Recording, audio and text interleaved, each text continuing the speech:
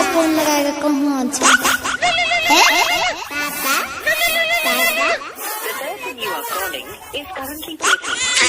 ए वो छोड़ा हमरा भर दिमाग खराब कर दैया। चुपा चुपा रे ननु चुपा पापा फोन लगबै छिया।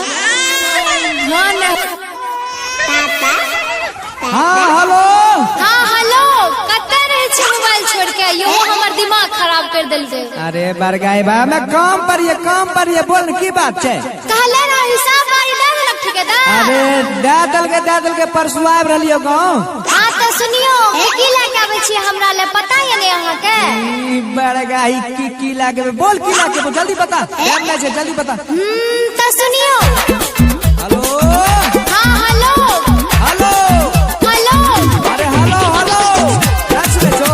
हां हां हेलो हेलो हेलो। हां हेलो हेलो। अरे आवाज नहीं जा छो। हेलो हेलो अरे आवाज कटे छो कभी बढ़िया से बोला ने। कपड़ा लता सहित ली हो मंगल के गाड़ी। कपड़ा लता सहित ली हो मंगल के गाड़ी। हमरा लिए कीन ली हो दुई गो नया साड़ी। आज ठीक है यार ठीक है। एगो और चीज लाली ली हो सुरमा करे का। अरे वाह। लाली ली हो सुरमा करे का। लगने वाला तेल एगो आवे छे निहार।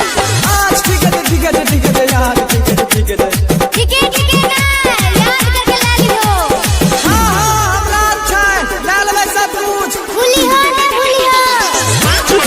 हेलो हाँ हेलो हेलो। अरे हेलो कैसे छो। तब बोला ने। रोज पढ़े स्कूल जा चुन्नू और मुन्नू। कखनो पैसा खातिर लड़ जा दुन्नू। पापा कहत रहे छ गोदी वाला नन्नू। आज ठीक है यार ठीक है।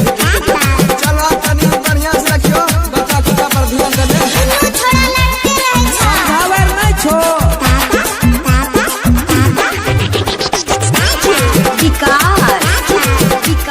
हेलो हेलो हेलो अरे फिर ये बात क्या लगला बढ़िया से बोला। करे छ कर्जा वाला जीत बराबर।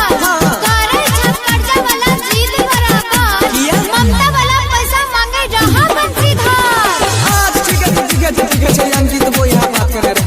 कपार की हाल से है कपार के। बाऊ के मन खराब भेल रहरा। बाऊ के खूब मन खराब रहरा। भेजे छियो फोन कनी कर ली हवा। आज ठीक है यार ठीक है।